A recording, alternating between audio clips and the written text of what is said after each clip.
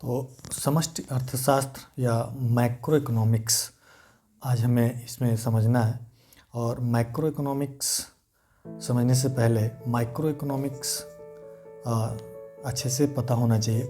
Micro economics जुड़ा है सीधे माइक्रो इकोनॉमिक्स से, और माइक्रो इकोनॉमिक्स के बारे में हमने जब व्यष्टि अर्थशास्त्र पढ़ रहे थे माइक्रो इकोनॉमिक्स, तो उस समय हम इसके बारे में विस्तार से समझे थे। तो उस वीडियो को यदि आपने नहीं देखा है तो देख लीजिए, तो आपको माइक्रो इकोनॉमिक्स समझ में आ जाएगा। क्योंकि माइक्रो इकोनॉमिक्स बिल्कुल माइक्रो इकोनॉमिक्स के उल्टा होता है, और माइक्रो इकोनॉमिक्स आपको यदि अच्छे से आता है तो माइक्रो इकोनॉमिक्स व्यष्टि अर्थशास्त्र अच्छे से आता है तो समष्टि अर्थशास्त्र आपको समझने में देर नहीं लगेगी। समष्टि अर्थशास्त्र होता है, समष्टि का मतलब होता है समग्र, कुल, टोटल।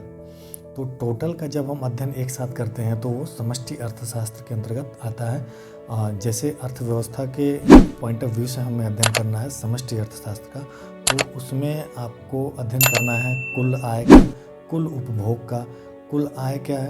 यानी कि सभी लोगों के आय को जोड़ दें तो हमें पूरे अर्थव्यवस्था में रहने वाले लोगों के आय का योग कर दें तो हमें कुल आय पता चल जाएगा। राष्ट्रीय उत्पाद क्या है? तो राष्ट्रीय उत्पाद जो देश के अंदर उत्पादन हुआ है, सभी उत्पादन को जोड़ दें तो राष्ट्रीय उत्पादन प्राप्त हो जाएगा। तो कुल उपभोग यानी कि सभी उपभोक्ताओं द्वारा किया गया उपभोग को यदि हम योग कर दें तो कुल उपभोग हो जाएगा। इसी प्रकार से कुल बचत है, इसी प्रकार से कुल निवेश है, इसी प्रकार से जो भी टोटल कुल मांग है, कुल पूर्ति है। तो यदि हम सभी चीज़ों का एग्रीगेट कर दें, जोड़ दें, योग कर दें, तो उनका एक साथ जब अध्ययन करें तो ये कहा जाएगा कि ये समष्टि अर्थशास्त्र का अध्ययन है। बस इतना बेसिक चीज़ हमें समझ में आ जाएगा तो हमें समष्टि अर्थशास्त्र ऑटोमेटिक समझ में आ जाएगा।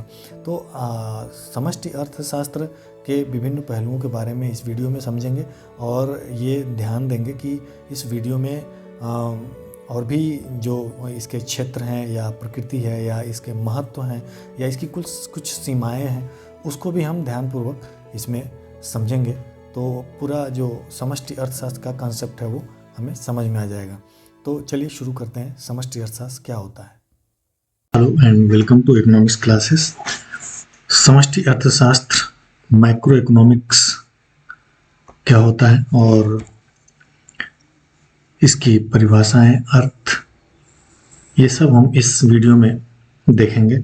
समष्टि अर्थशास्त्र, माइक्रो इकोनॉमिक्स, ये ठीक उल्टा है व्यष्टि अर्थशास्त्र के। हम व्यष्टि अर्थशास्त्र पढ़ चुके हैं। व्यष्टि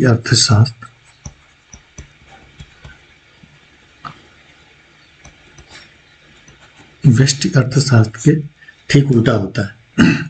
तो समष्टि अर्थशास्त्र या मैक्रो इकोनॉमिक्स क्या होता है, ये हम जानने से पहले यदि व्यष्टि अर्थशास्त्र हमको पता है तो बिल्कुल अच्छे से हमें समष्टि अर्थशास्त्र समझ में आ जाएगा। तो व्यष्टि अर्थशास्त्र जहाँ किसी एक इकाई, सिंगल पार्ट का अध्ययन करता है, एक सिंगल इकाई का अध्ययन करता है, एक छोटे पार्ट का, माइक्रो पार्ट का, इसीलिए इसको कहते हैं माइक्रो इकोनॉमिक्स। व्यष्टि अर्थशास्त्र क्या कहते हैं? माइक्रो का अर्थ होता है सूक्ष्म, छोटा से छोटा, और छोटा करते जाओ और छोटा करते जाओ, जो सबसे छोटा अंश होता है उसका हम अध्ययन करें तो वो व्यष्टि अर्थशास्त्र कहलाएगा, माइक्रो इकोनॉमिक्स कहलाएगा। अब जैसा कि हमने कहा कि इसी का उल्टा होता है समष्टि अर्थशास्त्र, यानी कि macro economics, MCRO, macro economics. इसको हम समष्टि कह सकते हैं या विशाल या बड़ा, इसी को लार्ज, इंग्लिश में लार्ज कहते हैं। तो ये बिल्कुल उल्टा होता है, व्यष्टि अर्थशास्त्र के विलोम होता है समष्टि अर्थशास्त्र। तो व्यष्टि अर्थशास्त्र हम देख चुके हैं माइक्रो इकोनॉमिक्स में, जब हम माइक्रो इकोनॉमिक्स पढ़ रहे थे। यहाँ पे हमें मैक्रो इकोनॉमिक्स पढ़ना है, समष्टि अर्थशास्त्र पढ़ना है। तो इस संबंध में इस वीडियो में हम चर्चा करेंगे और इसमें समझने की कोशिश करेंगे कि समष्टि अर्थशास्त्र को अर्थशास्त्र के पॉइंट ऑफ व्यू से किस प्रकार से परिभाषित किया जाए, उसका मीनिंग क्या होगा और इसका इम्पोर्टेंस क्या है इकोनॉमिक्स में। समष्टि अर्थशास्त्र का इम्पोर्टेंस क्या है, इसका नेचर क्या है, प्रकृति क्या है, इसका स्कोप क्षेत्र क्या है और इसकी लिमिटेशंस क्या है, सीमाएं क्या है, ये कुछ बातों पे हम इस पे समझने की कोशिश करेंगे। अर्थ डिफिनीशन, सबसे पहले समष्टि या व्यापक अर्थशास्त्र, जैसा कि हमने शुरू में बताया कि इसको समष्टि अर्थशास्त्र को व्यापक अर्थशास्त्र भी कहते हैं। विशाल जिसका अर्थ होता है व्यापक, मतलब समग्र, मतलब सभी चरों को समाहित करता हुआ, ऐसा अध्ययन जो सभी चरों को समाहित करता हुआ हो। तो समष्टि अर्थशास्त्र को समझने के लिए हम एक सिंपल उदाहरण से समझे तो ज़्यादा जल्दी हमें समझ में आ जाएगा। सिंपल उदाहरण इसका यह है कि जैसे हम अपने पूरे बॉडी का यदि हम स्वास्थ्य हमारा ठीक है तो हम कहेंगे कि हमारा स्वास्थ्य ठीक है। किसी व्यक्ति के पूरे बॉडी का यदि हम स्वास्थ्य चेक करें और हम कहें कि ये इस बॉडी में कोई प्रॉब्लम नहीं है, तो एक पूरा ओवरऑल पूरे बॉडी का अध्ययन हो जाएगा। इसके हाथ पैर सिर आँख नाक सब पेट सब ठीक है, कहीं कोई बीमारी नहीं है। तो इस तरह के जब हम पूरे बॉडी का अध्ययन कर लें और हम कहें कि पूरा शरीर स्वस्थ है, तो इस अध्ययन को हम कहेंगे मैक्रो स्टडी या मैक्रो एनालिसिस, हिंदी में समष्टि अर्थशास्त्र, समष्टि अध्ययन कहेंगे। ठीक है, जैसा कि हम माइक्रो इकोनॉमिक्स में, सूक्ष्म अर्थशास्त्र में क्या करते हैं, किसी एक छोटे से पार्ट का अध्ययन करते हैं। जैसे यदि शरीर का हमने उदाहरण दिया है, तो शरीर के उदाहरण में यदि हम केवल सिर का अध्ययन करें, ठीक है, केवल सिर का अध्ययन करें और इसमें हम बाकी शरीर का अध्ययन ना करें, केवल एक पार्ट का, किसी एक पार्ट का, मान लिया सिर का अध्ययन करें, तो ये कहलाएगा माइक्रो इकोनॉमिक्स। ठीक है, क्योंकि हम किसी एक चर का अध्ययन कर रहे हैं, किसी एक पार्ट का अध्ययन कर रहे हैं, तो ये हमारा कहलाएगा माइक्रो एनालिसिस या माइक्रो स्टडी। लेकिन इन दोनों में, जैसा कि हमने बताया, दोनों विलोम हैं, दोनों एक दूसरे के विपरीत हैं, लेकिन इन दोनों में एक पारस्परिक निर्भरता ये भी है कि एक समय पे एक जो माइक्रो स्टडी है, माइक्रो इकोनॉमिक्स है, वो दूसरे समय पे माइक्रो हो सकता है और जो मैक्रो है वो दूसरे समय पे माइक्रो हो सकता है। कैसे, इसको हम उदाहरण से देख लेते हैं। जैसे ये माइक्रो हमने अध्ययन किया, माइक्रो इकोनॉमिक्स, एक सिर का, केवल शरीर के एक सिर का, केवल सिर का हम अध्ययन करें, एक पार्ट का, तो ये माइक्रो इकोनॉमिक्स हो गया। लेकिन जब हम इस सिर के भी, केवल सिर में भी बहुत सारे छोटे छोटे, अब और हम अंदर इसके अध्ययन करते जाएं तो बहुत छोटे छोटे पार्ट हैं। सिर का जैसे बाल है, सिर में ब्रेन है, ठीक है, ब्रेन है, सिर की आंखें हैं सिर में, ठीक है, मुंह है, दांत है, हड्डी है, ठीक। तो ये बहुत सारे पार्ट है। इसमें से हम यदि मान लो अध्ययन करते हैं, केवल आंख का अध्ययन करते हैं, ठीक है, आईज का अध्ययन करते हैं, तो ये माइक्रो हो जाएगा और फिर सिर हो जाएगा मैक्रो। सिर मैक्रो हो गया। तो ये निर्भर करता है कि हम स्टडी के किस स्वरूप का अध्ययन कर रहे हैं, किस स्वरूप में स्टडी कर रहे हैं, किस पार्ट का अध्ययन कर रहे हैं और किस स्वरूप में हमारा अध्ययन हो रहा है।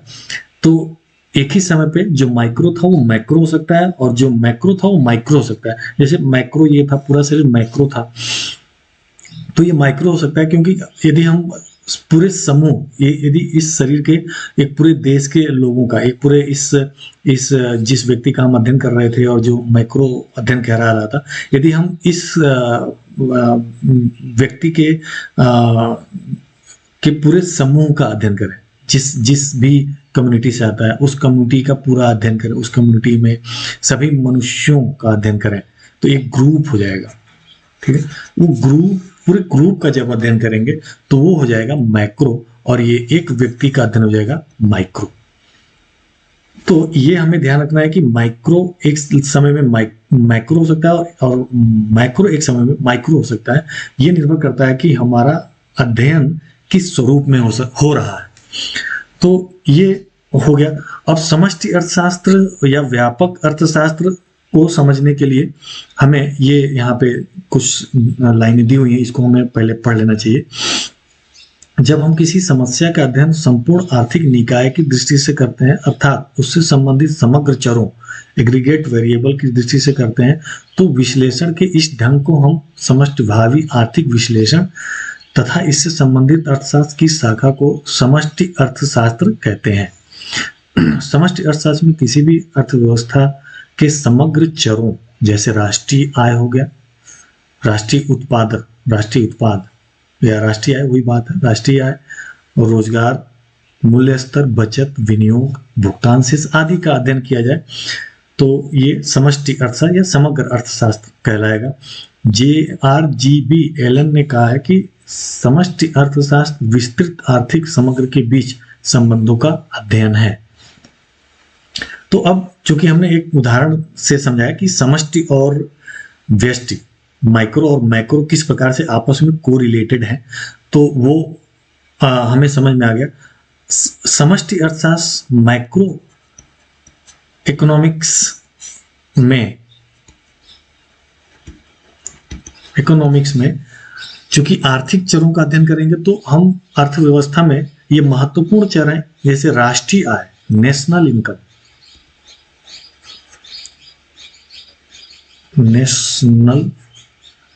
इनकम, नेशनल प्रोडक्ट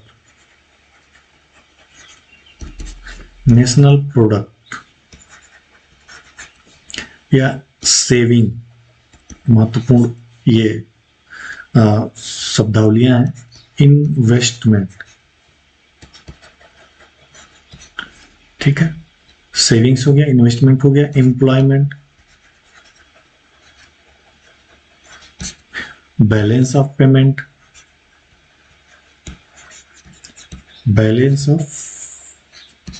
तो ये ऐसे चर हैं जिनको आपको हमेशा समझ में आना चाहिए और याद रहना चाहिए, क्योंकि ये इकोनॉमिक्स यदि आप पढ़ रहे हैं तो इकोनॉमिक्स में यही शब्द बार बार रिपीट होंगे। कंजम्पशन हो गया, saving and consumption,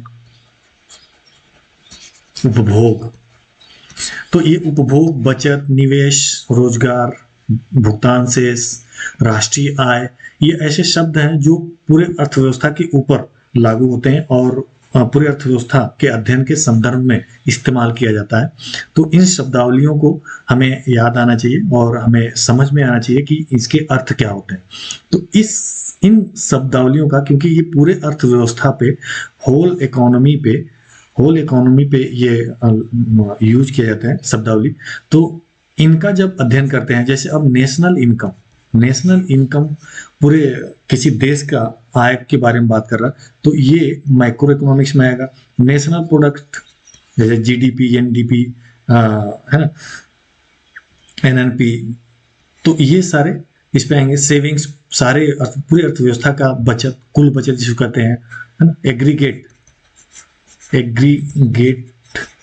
saving, aggregate consumption, ठीक है। तो ये सारे शब्दावली, समग्र बचत, समग्र उपभोग, ये सारे शब्दावली माइक्रो इकोनॉमिक्स से रिलेटेड है। तो ये सभी शब्द माइक्रो इकोनॉमिक्स में यूज किए जाते हैं और इन्हीं का अध्ययन जब हम करते हैं तो ये कहलाएगा कि हम समष्टि अर्थशास्त्र का अध्ययन कर रहे हैं, ठीक है। आगे बढ़ते हैं। तो माइक्रो और मैक्रो, अभी जैसे हमने बताया, माइक्रो और मैक्रो ये दोनों शब्दों का सबसे पहले प्रयोग रेगनर फ्रिश ने किया था। रेगनर फ्रिश ने 1935 में किया था और ये दोनों शब्द ग्रीक भाषा से बने हुए हैं। तो माइक्रो शब्द बना हुआ है, माइक्रोज जब शुरू में यूज हो रहा था तो माइक्रोज से बना था और इसका अर्थ होता है स्मॉल या छोटा से छोटा, सूक्ष्म या स्मॉल, सूक्ष्म। और जो हम मैक्रो, जिसको हम बड़ा कहते हैं, ये बना है मैक्रो से। ग्रीक भाषा का ये शब्द है, दोनों शुरू में ग्रीक में ये इस्तेमाल हुए थे, माइक्रोज और मैक्रोज। इसका होता है मीनिंग लार्ज या बड़ा या विशाल, ठीक है। तो ये ग्रीक भाषा से आए हुए हैं और जो हम माइक्रोज और मैक्रो के रूप में अभी पढ़ते हैं। इसको परिभाषित करने के लिए मुख्य रूप से ब्रेन हिलियर ने कहा कि समष्टि अर्थशास्त्र प्रमुख आर्थिक समग्र जैसे उत्पादन, बेरोजगारी, मुद्रास्फीति, इन्फ्लेशन, भुगतान शेष आदि के व्यवहार का अध्ययन करता है समष्टि अर्थशास्त्र। समष्टि अर्थशास्त्र का प्रयोग सबसे पहले अभी हमने बताया कि रेगनर फ्रीसन 1935 में किया था। सबसे पहले प्रयोग, ये याद रखना है, सबसे पहला प्रयोग रेगनर फ्रीस ने किया था 1935 में। किसका? समष्टि अर्थशास्त्र का प्रयोग किया था। समष्टि अर्थशास्त्र का प्रयोग किया था सबसे पहले रेगनर फ्रीस ने। लेकिन बोल्डिंग का मानना था कि जो संपूर्ण आर्थिक समष्टि विचारधारा है उसका विकास करने का श्रेय जेएम कीन्स को जाता है। कीन्स के बारे में हम आगे पढ़ेंगे। बहुत बड़े अर्थशास्त्री जैसे कीन्स, और उन्होंने रोजगार और आय निर्धारण से संबंधित, उत्पादन निर्धारण से संबंधित बहुत ही महत्वपूर्ण सिद्धांत दिया था 1936 में अपनी किताब में। उसको हम आगे पढ़ेंगे माइक्रो इकोनॉमिक्स में। अब हम आते हैं महत्व पे, इंपॉर्टेंस क्या है माइक्रो इकोनॉमिक्स का, समष्टि अर्थशास्त्र का इंपॉर्टेंस क्या है। तो इसका महत्व क्या है, हम क्यों इसका अध्ययन करते हैं, इसका क्या यूज है, या इसका आवश्यकता क्या है, क्यों पड़ी इसकी आवश्यकता। तो ये कुछ भी पूछे तो आप इसको महत्व समझ करके इसका आंसर यही देंगे। तो इसके महत्व को हम यहाँ पॉइंट वाइज देखेंगे। सबसे पहला है अर्थव्यवस्था के संचालन को समझने के लिए, क्योंकि मैक्रो इकोनॉमिक्स अध्ययन करता है कुल आय का, कुल उत्पादन का, कुल रोजगार का, कुल बचत का, अंतर्राष्ट्रीय व्यापार का, सामान्य कीमत स्तर का, ठीक है, व्यापार का, ट्रेड, एक्सपोर्ट इंपोर्ट का, विदेशी विनिमय जो होता है फॉरेन एक्सचेंज, इनका अध्ययन करता है। तो ये जब सभी चीजों का माइक्रो इकोनॉमिक्स अध्ययन करता है तो इससे हमारे पास एक समझ आती है कि पूरा अर्थव्यवस्था कैसे चल रहा है। तो इसलिए माइक्रो इकोनॉमिक्स को समझना जरूरी है यदि हमें अर्थव्यवस्था के संचालन को समझना है। तो यह जटिलताओं को कम करता है, अर्थव्यवस्था की जटिलताओं को कम करता है। यदि अलग अलग हमें चीजें समझ में आ रही है कि उत्पादन कैसे हो रहा है ना, प्रोडक्शन कैसे हो रहा है, प्रोडक्शन को कौन कौन से कंपोनेंट हैं जो प्रोडक्शन कर रहे हैं, है ना, एम्प्लॉयमेंट क्या हो रहा है, एम्प्लॉयमेंट कहाँ मिल रहा है, एम्प्लॉयमेंट क्या होता है, प्राइस क्यों बढ़ रही घट रही है, प्राइस लेवल क्या है। तो ये सारी चीज़ों का जब अध्ययन करेंगे तो हमें समझने में आसानी हो जाएगी कि जो अर्थव्यवस्था में समस्याएं हैं वो कहाँ से उत्पन्न हो रही हैं। तो ये जटिलताओं को कम करता है। नेक्स्ट, आर्थिक नीतियों के निर्माण करने में जब हमें पता चल जाएगा कि विभिन्न चीजें, रोजगार की स्थिति क्या है, उत्पादन कम है तो उत्पादन कम क्यों है, जनसंख्या का आकार क्या है, कीमत स्तर ज्यादा है, लोगों को ज्यादा कीमत से सामना करना पड़ रहा है, परेशानी हो रही है, राष्ट्रीय आय कम है अन्य देशों की तुलना में, ठीक है, कुल रोजगार का स्तर कम है, लोगों को रोजगार नहीं मिल रहा है, बेरोजगार है। तो ये सब चीजें पता करने में समष्टि अर्थशास्त्र हमें सहयोग करता है। और जब ये सब चीजें पता चल जाती हैं तो सरकार उसके लिए नीतियां बनाती है, आर्थिक नीतियां, जैसे मौद्रिक नीति, राजकोषीय नीति बनाती है। उन नीतियों के माध्यम से जो लोगों की समस्याएं हैं, जैसे अधिक कीमतें हैं या बेरोजगारी की समस्या है, तो ऐसी इस तरह की समस्याओं को निपटने के लिए गवर्नमेंट को नीतियां बनाने में आसान हो जाती हैं, और इसलिए वो नीतियां बनाती हैं ताकि देश के जो अर्थव्यवस्था है वो उसकी समस्याओं को हम कैसे समाप्त करें। समस्याओं का समाधान, समष्टिगत विश्लेषण न केवल समस्याओं को समझने के लिए उपयुक्त है बल्कि राष्ट्रीय आय, रोजगार, पूंजी निर्माण, आर्थिक विकास, जनसंख्या आदि से संबंधित विभिन्न समस्याओं का समाधान देने में भी योगदान करता है। नेक्स्ट है, मौद्रिक समस्याएं हल करने में भी ये सहायक होता है। यदि हमें पता चल जाए कि इन्फ्लेशन, मुद्रास्फीति, इन्फ्लेशन का मतलब होता है प्राइस का बढ़ना, किसी वस्तुओं की कीमतें बहुत तेजी से बढ़ रही हैं, जो वो भी आवश्यक वस्तुओं की कीमतें जो मिडिल क्लास या लोअर क्लास यूज करता है सामान्य जीवन में, दैनिक जीवन में सभी के उपयोग के लिए हैं, जैसे नमक, प्याज, है ना, क्रूड ऑयल या सब्जी या साबुन, तेल, ये सब जो डेली यूज चीजें हैं, यदि उनकी कीमतें बढ़ रही हैं तो उनको कैसे कंट्रोल किया जाए, और ये कितने बढ़ रही हैं ये कहाँ से पता चल जाएगा, माइक्रो लेवल के अध्ययन से पता चल जाएगा। या अर्थव्यवस्था में बेरोजगारी है, कीमतें गिर रही हैं, कीमतों का गिरना भी ठीक नहीं होता है, कीमतें गिर रही हैं तो बेरोजगारी बढ़ेगी।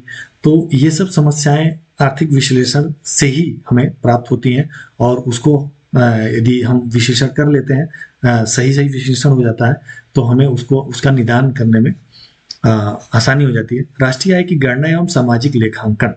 राष्ट्रीय आय की गणना करनी होती है। नेशनल इनकम एक पैरामीटर है आपके देश किस स्थिति में है, किस स्टेज में है, उसको जानने के लिए। तो बाकी देशों से तुलना भी करने में आसानी होती है।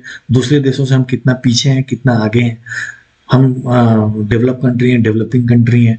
तो इसका और इस राष्ट्रीय आय में सामाजिक स्थिति क्या है, लोगों किन किन लोगों का इसमें योगदान है, किन किन क्षेत्र का योगदान है। जैसे primary sector, secondary sector, treasury sector, 3 sector होते हैं, है ना। तो 3 सेक्टर्स में किसका सेक्टर सबसे ज्यादा योगदान कर रहा है, कौन सा सेक्टर का सबसे ज्यादा योगदान है। तो इन सब का अध्ययन हम माइक्रो इकोनॉमिक्स में करके हम समझ सकते हैं कि राष्ट्रीय आय किस अवस्था में है और राष्ट्रीय आय को कितना और बढ़ाया जा सकता है और किस रेशियो में, किस दर से बढ़ाया जा सकता है, इसका हम आसानी से गणना कर सकते हैं। सामान्य बेकारी दूर करने के लिए, प्रभावपूर्ण मांग वृद्धि करने के लिए विनियोग, कुल उत्पादन, कुल आय, कुल उपभोग को बढ़ाना जरूरी है। अतः बेरोजगारी के कारणों, प्रभावों, उपचारों को व्यापक आर्थिक विश्लेषण द्वारा ही समझा जा सकता है।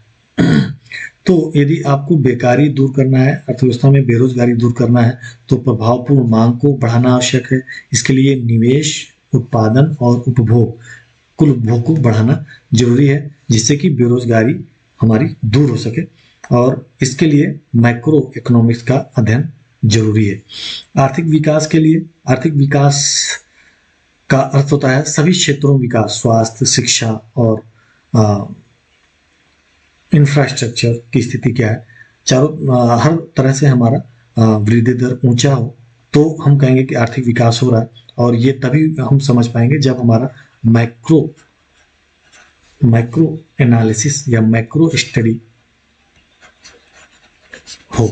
तो माइक्रो स्टडी से, समष्टि विश्लेषण से हम आर्थिक विकास के स्तर को ऊंचा करने के लिए अर्थव्यवस्था के साधनों का अनुमान लगाकर उनका उपभोक्ता वस्तुओं एवं पूंजीगत वस्तुओं के बीच उचित वितरण करने के लिए उससे संबंधित समस्याओं का अध्ययन व्यापक अर्थशास्त्र में ही किया जाता है।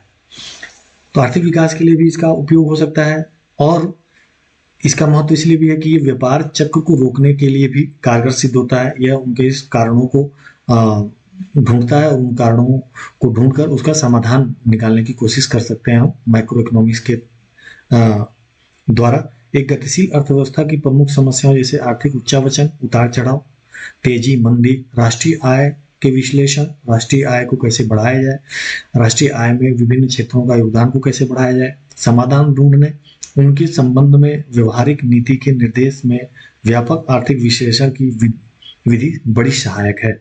व्यापक आर्थिक विश्लेषण यानी कि मैक्रो इकोनॉमिक एनालिसिस के माध्यम से हम व्यापार चक्र को रोक सकते हैं, आर्थिक उच्चावचन को रोक सकते हैं, जो अर्थव्यवस्था में उतार चढ़ाव आते हैं। कभी बहुत ज़्यादा बेरोजगारी हो गई, कभी बहुत ज़्यादा उत्पादन हो गया, कभी बहुत ज़्यादा कीमतें गिर गई, कभी बहुत तेजी से कीमतें बढ़ गई। तो ये जो आर्थिक उच्चावचन है, इनको कैसे हम कम करें। मुद्रास्फीति एवं संकुचन के प्रभावों का अध्ययन हम इसके अंतर्गत करते हैं। मुद्रास्फीति क्या होता है? मुद्रास्फीति हम कहते हैं इन्फ्लेशन को।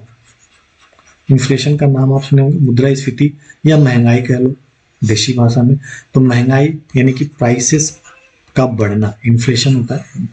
महंगाई मतलब होता है प्राइसेस का बढ़ना, कीमतों का बढ़ना।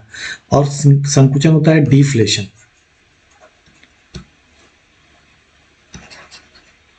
यानी कि कीमतों गिरना, प्राइसेस का गिरना, घटना। डिफ्लेशन, मंदी इसको कहते हैं। ठीक है, तो ये भी ठीक नहीं होता है और ये भी ठीक नहीं होता है बहुत ज्यादा। इसके दोनों के बीच की स्थिति सही होती है। तो इसका अध्ययन, इसके प्रभावों का अध्ययन माइक्रो इकोनॉमिक्स में किया जाता है। यदि कीमतें बढ़ती हैं, इन्फ्लेशन बहुत तेजी से हो रहा है, तो इसका क्या प्रभाव पड़ रहा है। क्या एम्प्लॉयमेंट बढ़ रहा है, एम्प्लॉयमेंट बढ़ रहा है या एम्प्लॉयमेंट नहीं बढ़ रहा है, केवल कीमतें बढ़ रही हैं, प्रोडक्शन नहीं बढ़ रहा है, प्रोडक्शन बढ़ रहा है कि नहीं बढ़ रहा है, या केवल कीमतें बढ़ रही हैं। तो यदि प्रोडक्शन भी बढ़ रहा है और कीमतें थोड़ी बहुत बढ़ रही हैं तब तो सही है, लेकिन प्रोडक्शन नहीं बढ़ रहा है, एम्प्लॉयमेंट नहीं बढ़ रहा है, केवल कीमतें बढ़ रही हैं, तब इसको हम तुरंत हमें रोकने की जरूरत है। डिफ्लेशन, यदि मंदी की स्थिति है, कीमतें गिर रही हैं बहुत तेजी से, तो इसको भी रोकने की जरूरत है। तो इन सारी चीजों का अध्ययन समष्टि अर्थशास्त्र ही करता है। सूक्ष्म अर्थशास्त्र के विकास में सहायक, यानी कि माइक्रो इकोनॉमिक्स को हेल्प करता है ये, कि माइक्रो इकोनॉमिक्स कैसे योगदान करे। तो इसके लिए समष्टि अर्थशास्त्र यदि अध्ययन करता है, समष्टि अर्थशास्त्र के अध्ययन से प्राप्त निष्कर्षों से हम सूक्ष्म अर्थशास्त्र के सूक्ष्म अर्थशास्त्र में उसका हम उपयोग कर सकते हैं। जैसे उपयोगिता ह्रास नियम व्यक्तियों के समूहों के व्यवहार की विवेचना से ही प्रतिपादित किया जा सकता है। यदि हम किसी एक व्यक्ति के उपभोग को देखते हैं कि वो जैसे जैसे उपभोग करता जाता है उसकी मार्जिनल यूटिलिटी गिरती जाती है, तो हम कह सकते हैं कि सभी व्यक्तियों के साथ ऐसा होगा। ठीक है, तो यदि लोग मंदी की स्थिति में खर्च कम कर रहे हैं, डिमांड कम कर रहे हैं, तो इसका मतलब ये है कि राम जो व्यक्ति है, इसका भी डिमांड कम होगा, ये भी मांग कम करेगा। तो एक समूह पर जो भी निष्कर्ष हम पाते हैं वो एक व्यक्ति पर लागू कर सकते हैं। अब इसका नेचर, प्रकृति क्या होता है माइक्रो इकोनॉमिक्स का, माइक्रो या समष्टि अर्थशास्त्र का नेचर। तो इसमें व्यापक समष्टि अर्थशास्त्र के अंतर्गत अर्थव्यवस्था का सामूहिक रूप से अध्ययन किया जाता है। इसके अंतर्गत राष्ट्रीय आय, ये राष्ट्रीय आय को अपने अंदर सम्मिलित करता है। राष्ट्रीय आय कुल उत्पादन, कुल उपभोग, कुल बचत, कुल विनियोग जैसे यौगिक समस्याओं का अध्ययन किया जाता है। इसके अंतर्गत व्यक्तिगत इकाइयों का अध्ययन न करके कुछ योगों का अध्ययन किया जाता है, इसलिए सामूहिक अर्थशास्त्र यौगिक अर्थशास्त्र भी कहते हैं। समष्टि अर्थशास्त्र को परिभाषित करते हुए बोल्डिंग ने लिखा है कि व्यापक अर्थशास्त्र का वह भाग है जो बड़े समूहों औसतों का अध्ययन करता है, न कि विशिष्ट मदों का। केवल एक मद का अध्ययन नहीं करता, ये बड़े समूह का अध्ययन करता है। इसको बोल्डिंग ने कहा। नेक्स्ट है व्यापक अर्थशास्त्र को समझाते हुए गार्डनर एक्ले लिखते हैं कि व्यापक अर्थशास्त्र या मैक्रो इकोनॉमिक्स समूहों अथवा समस्त अर्थशास्त्र से संबंध रखने वाले औसतों का अध्ययन करता है, जैसे कुल रोजगार, राष्ट्रीय आय, राष्ट्रीय उत्पाद, कुल विनियोजन या कुल विनियोग, कुल उपभोग, कुल बचत, समग्र पूर्ति, समग्र मांग, सामान्य कीमत स्तर, सामान्य मजदूरी स्तर, सामान्य लागत। ये सारे जो शब्द हैं ये आपको याद रखने हैं, और ये चूंकि अर्थशास्त्र के शब्द हैं, अर्थशास्त्र में यूज होने वाले शब्द हैं, तो ये सारे शब्द आपको कंठस्थ होने चाहिए। ये आर्थिक शब्द हैं और इन्हीं का अध्ययन हम मैक्रो इकोनॉमिक्स में करते हैं। तो मैक्रो इकोनॉमिक्स का प्रकृति क्या है? मैक्रो इकोनॉमिक्स का प्रकृति यही है कि यह समष्टि अध्ययन करता है और कुल रोजगार, कुल राष्ट्रीय आय, कुल उत्पादन, कुल विनियोग, कुल उपभोग, कुल बचत, कुल पूर्ति मांग, सामान्य कीमत स्तर, इन सभी चीजों का समग्र रूप में अध्ययन करता है। जैसे कुल मांग का अध्ययन का मतलब अब केवल एक उपभोक्ता की मांग का अध्ययन नहीं करेगा, वो सभी पूरे ग्रुप का, अर्थव्यवस्था में सभी व्यक्तियों का मांग क्या है, इसलिए कहते हैं कुल मांग है, aggregate demand, AD, aggregate supply, समग्र बचत, ठीक है, aggregate total consumption, total saving. तो इसका मतलब केवल एक व्यक्ति का उपभोग नहीं, सभी व्यक्तियों, अर्थव्यवस्था के सभी व्यक्तियों द्वारा किया गया उपभोग, सभी व्यक्तियों द्वारा किया गया मांग, एग्रीगेट डिमांड मतलब सभी व्यक्तियों द्वारा किया गया मांग। जैसे सामान्य कीमत स्तर, तो एक वस्तु का कीमत नहीं, सभी वस्तुओं का कीमतों का औसत, सभी वस्तुओं के जो मुख्य वस्तुएं होती हैं उन वस्तुओं की कीमतों को जोड़ करके हम एवरेज निकाल लेते हैं, और उसी को हम कहते हैं सामान्य कीमत, जनरल प्राइस लेवल। यानी कि जनरल प्राइस लेवल किसी एक वस्तु की कीमत की बात नहीं करता, ये सभी वस्तुओं के एक औसत होता है, उनकी बात करता है। तो इसीलिए इसमें हम पूरे अर्थव्यवस्था को समाहित करके अध्ययन करते हैं। सुलझ के अनुसार व्यापक मॉडल कुल संबंधों की व्याख्या करता है। लिप्से कहते हैं, क्रिस्टल लिप्से ने कहा है कि समष्टिगत अर्थशास्त्र संपूर्ण अर्थव्यवस्था के आचरण का अध्ययन है। इस प्रकार हम कह सकते हैं कि व्यापक अर्थशास्त्र आर्थिक विश्लेषण की वह शाखा है जो कि समस्त अर्थव्यवस्था तथा अर्थव्यवस्था से संबंधित बड़े योगों औसतों का के पारस्परिक संबंधों का अध्ययन करता है और सभी चीजें एक दूसरे से जुड़ी होती हैं। बड़े योगों का अध्ययन करता है, मतलब टोटल प्रोडक्शन, कुल टोटल प्रोडक्शन, टोटल इनकम जिसे हम कहते हैं नेशनल इनकम, ठीक है, राष्ट्रीय आय, टोटल सेविंग, ठीक है। तो ये बड़े योगों का, और ये सभी एक दूसरे से जुड़े हुए हैं, ठीक है। कंजम्पशन बढ़ेगा, कंजम्पशन बढ़ेगा तो डिमांड बढ़ेगा, डिमांड बढ़ेगा तो प्रोडक्शन प्राइस बढ़ेगा, प्राइस बढ़ेगा तो ये डिमांड प्रोडक्शन को बढ़ाएगा, प्रोडक्शन को बढ़ाएगा। तो ये सारी चीजें प्रोडक्शन बढ़ेंगी तो वेज बढ़ेगा, वेज बढ़ेगा, एम्प्लॉयमेंट बढ़ेगा। तो ये सारी चीजें एक दूसरे से जुड़ी हुई हैं। ये पूरा अर्थव्यवस्था का चक्र ऐसे ही चलता है, एक दूसरे से जुड़ा हुआ है। इसलिए इसको कहा गया है कि उनके पारस्परिक संबंधों का भी अध्ययन हम समष्टि अर्थशास्त्र में करते हैं। अब इसका स्कोप, क्षेत्र क्या क्या है, कौन कौन से क्षेत्र इसमें शामिल होते हैं, किन किन क्षेत्रों में व्यष्टि अर्थशास्त्र को हम लागू करते हैं, इसको हम देखेंगे। और इसका क्षेत्र अत्यंत ही विस्तृत है, बहुत बड़ा क्षेत्र है। चूंकि समष्टि अर्थशास्त्र है तो निश्चित रूप से ये सभी क्षेत्रों को अपने अंतर्गत समाहित करता है।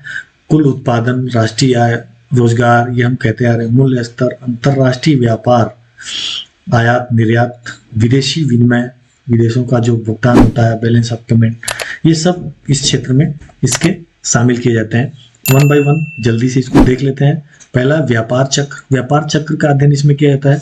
हम जानते हैं कि व्यापार चक्र के 4 पोजीशन होते हैं। ये पहले तेजी होती है, इसको कहते हैं एक्सपेंशन। एक्सपेंशन, एक्सपेंशन मतलब तेजी हो रही है, कीमतें बढ़ रही है, रोजगार बढ़ रहा है ना, लोगों का जीवन स्तर उठ रहा है, उत्पादन बढ़ रहा है।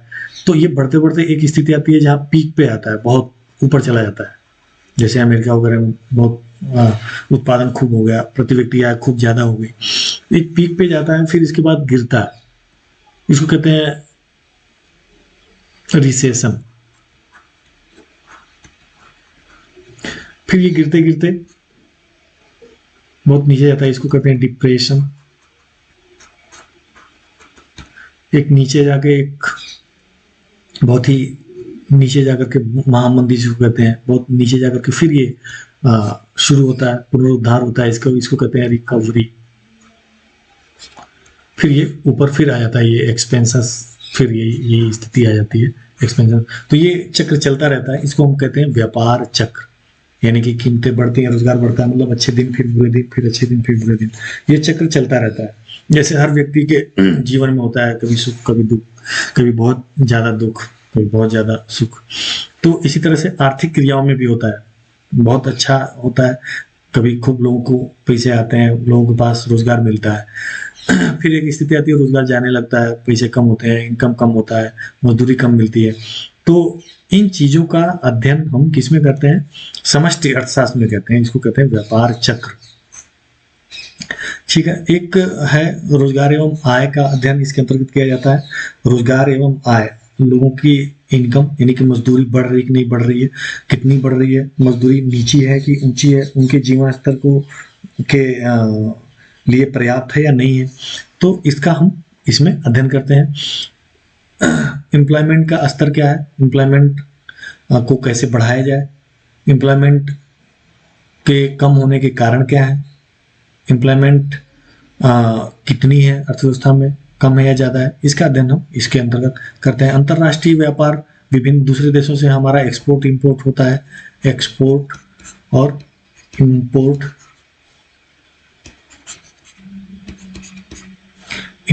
एक्सपोर्ट इंपोर्ट, विभिन्न देशों से होने वाले व्यापार को का भी अध्ययन इसके अंतर्गत किया जाता है। सामान्य कीमत स्तर के बारे में अभी हमने बताया, जनरल प्राइस लेवल, सामान्य कीमत स्तर क्या है, यानी कि वस्तुओं की कीमतें नीची हैं या ऊंची हैं, वस्तुओं की कीमतों को कैसे कंट्रोल रखा जाए, यानी कि अर्थव्यवस्था में इन्फ्लेशन महंगाई है या डिफ्लेशन है, इसका अध्ययन इसके अंतर्गत किया जाता है। समष्टि आर्थिक नीति इसके अंतर्गत समष्टि एनालिसिस के बाद इसके निष्कर्षों के उपरांत गवर्नमेंट मौद्रिक एवं राजकोषीय नीतियों का निर्माण करती है। अर्थव्यवस्था में समस्याओं को निपटने के लिए समष्टि अर्थशास्त्र के अंतर्गत समस्याएं अध्ययन की जाती हैं, और समष्टि अर्थशास्त्र हमें बता देता है कि भाई ये समस्याएं हैं, बेरोजगारी है, बेरोजगारी को दूर करना पड़ेगा, उत्पादन कम है, उत्पादन को और बढ़ाया जा सकता है, हमारे संसाधन बेकार है, उनको उत्पादन कार्यों में लगा करके बढ़ाया जा सकता है, लोगों को लोन नहीं मिल रहा है, लोगों के पास फंड की कमी है, नहीं तो वो अच्छे उत्पादन करेंगे। तो उसके निष्कर्षों को देख करके फिर आरबीआई या गवर्नमेंट के पास इसके आंकड़े जाते हैं, सिफारिशें जाती हैं, फिर उसके आधार पे गवर्नमेंट नीतियां बनाती है, तो योजनाएं तैयार करती है, कम ब्याज दर पे वो लोन देना शुरू करती है, लोगों को मुफ्त में राशन देना शुरू करती है, लोगों को रोजगार के लिए रोजगार गारंटी योजना शुरू करती है। तो ये सारे व्यष्टि अर्थशास्त्र के क्षेत्र के अंतर्गत ही ये सारी चीजें होती हैं। वितरण का समष्टि सिद्धांत, तो वितरण की समष्टि सिद्धांत में हम देखते हैं कि प्रोडक्शन में जो लोगों का योगदान है, जो नेशनल प्रोडक्शन है या कुल राष्ट्रीय उत्पादन है, उसमें किन किन क्षेत्रों का योगदान है, उन जिन क्षेत्रों का योगदान उनको उचित मात्रा में वितरण मिल रहा है कि नहीं मिल रहा है, श्रमिकों को, लेबर का जितना योगदान है उसको लेबर को मिल रहा है कि नहीं मिल रहा है, कैपिटलिस्ट को, पूंजीपति को उतना मिल रहा है कि नहीं मिल रहा है, फिर किसानों को, फार्मर्स को उतना मिल रहा है कि नहीं मिल रहा है, फार्मर्स का भी योगदान है पूरे देश के उत्पादन में, राष्ट्रीय उत्पादन में, तो उनको मिल रहा है। पूरा लैंड स्वामी, भूस्वामी मतलब फार्मर ही हो गया, श्रमिकों को, तो इनको उस प्रोडक्शन में से हिस्सा मिल भी रहा है कि नहीं रहा, इसका अध्ययन कितना हिस्सा मिल रहा है, ये सारा अध्ययन समष्टि अर्थशास्त्र में करते हैं। अब कुछ इसकी सीमाएं हैं, कुछ इसकी मजबूरियां हैं, कुछ इसके दोष हैं जो हमें देख लेना चाहिए। तो क्या क्या दोष हैं इसको हम देखेंगे। समष्टि अर्थशास्त्र आर्थिक विश्लेषण एवं नीतियों के निर्धारण हेतु काफी महत्वपूर्ण माना गया है, लेकिन इसमें कुछ दोष पाए जाते हैं, कुछ कमियां पाई जाती हैं, इसकी कुछ अपनी सीमाएं हैं। जैसे हर चीज की, हर इस धरती पे जो भी चीज है उस चीज की सीमाएं होती हैं, हर व्यक्ति की सीमाएं होती हैं, ऐसे ही इसकी भी सीमाएं होती हैं। तो इसकी पहली जो सीमा है वो क्या है, व्यक्तिगत इकाइयों से निकाले गए निष्कर्ष संपूर्ण अर्थव्यवस्था पर लागू नहीं हो सकते हैं। यदि हम व्यक्तिगत इकाइयों से, यदि मान लेते हैं कि कोई व्यक्ति है, एक व्यक्ति बैंक से अपना डिपॉजिट निकाल लेता है, विड्रॉ कर लेता है, ठीक है, तो इसका हम निष्कर्ष ये नहीं निकाल सकते हैं कि सभी लोग विड्रॉ कर लेंगे, क्योंकि सभी लोग विड्रॉ कर लेंगे तो बैंक फेल हो जाएगा, ठीक है। तो ये निष्कर्ष हम पूरे अर्थव्यवस्था पे लागू नहीं कर सकते हैं। और यदि जो भी हमें निष्कर्ष एक ग्रुप से, एक छोटे समूह से जो भी हम निष्कर्ष निकालते हैं, जो भी हमारे पास रिजल्ट आता है, यदि हम रिजल्ट को पूरे अर्थव्यवस्था पे लागू कर देते हैं, पूरे इकोनॉमी पे लागू कर देते हैं, तो वो गलत भी हो सकता है, वो फेल भी हो सकता है। तो इसका एक ये भी दुष्परिणाम हो सकता है। नेक्स्ट है, समूह से निकाले गए निष्कर्ष भ्रामक हो सकते हैं। अभी हमने बताया कि संपूर्ण अर्थव्यवस्था का निर्माण व्यक्तिगत इकाइयों, छोटे इकाइयों के आधार पर होता है, तो सभी समूह पे जो निष्कर्ष निकाले गए हैं उसको हम व्यक्तिगत इकाइयों के लिए वो नुकसानदायक हो सकता है। अब जैसे हम देखें कि बेरोजगारी बहुत ज़्यादा है अर्थव्यवस्था में, ठीक है, अनएम्प्लॉयमेंट बहुत ज़्यादा है, तो अनएम्प्लॉयमेंट बहुत ज़्यादा है, तो हम ये नहीं कह सकते हैं कि अनएम्प्लॉयमेंट ज़्यादा है तो इसका मतलब लोग कोई भी काम ही नहीं कर रहा है। अनएम्प्लॉयमेंट ज़्यादा है, लोग बेरोजगार है, तो ये काम करना ही नहीं चाह रहा है, और इसलिए हमारा ये निष्कर्ष गलत हो सकता है, क्योंकि हो सकता है कि कुछ लोग काम कर रहे हो और अच्छा काम कर रहे हो, तो ये एक हम गलत निष्कर्ष निकाल सकते हैं यदि हम सावधानी नहीं बरतते हैं। तो समूहों में एकरूपता न होना, सभी समूहों में एकरूपता या सजातीयता नहीं पाई जाती है, किंतु सही निष्कर्षों पर तभी पहुंचा जा सकता है जब अध्ययन में सम्मिलित किए गए समूह सजातीय हों। नेक्स्ट, परिणाम को मापने में कठिनाई होती है, क्योंकि इसमें बहुत ज़्यादा आंकड़े हो जाते हैं, क्योंकि ये बहुत विशाल आंकड़े पे अध्ययन होता है इसका, बहुत विशाल जनसंख्या को इसमें शामिल किया जाता है, चरों को शामिल किया जाता है, इसलिए इसके परिणाम को मापने में बहुत ही कठिनाई होती है और भिन्न भिन्न स्वभाव वाली वस्तुओं को किस प्रकार एक रूप में व्यक्त किया जाए, यह एक समस्या इसमें आती है। समूह की अपेक्षा समूह की रचना अधिक महत्वपूर्ण होती है। समूह की अपेक्षा समूह की बनावट, रचना तथा अंगों का अधिक महत्व होता है। इसलिए समस्या का समाधान तभी संभव है जब हम योग अथवा समूह को अलग अलग भागों में तोड़कर इनकी प्रक्रियाओं का पृथक पृथक रूप से विश्लेषण करें। समष्टि अर्थशास्त्र से संबंधित हमने सभी पहलुओं पे अभी डिस्कस की, पूरा चैप्टर इसमें कवर करने की कोशिश की गई है और निश्चित रूप से आपको समझ में आया होगा पूरा समष्टि अर्थशास्त्र क्या होता है और इसका रोल क्या है इकोनॉमिक्स में। बहुत ही महत्वपूर्ण ये कॉन्सेप्ट है इकोनॉमिक्स के लिए और आप इसको ठीक से यदि समझ लेते हैं तो आगे का जो इकोनॉमिक्स के चैप्टर्स हैं उसमें ये आपको काफ़ी हेल्पफुल होने वाला है ये वीडियो। और तब तक के लिए नमस्कार।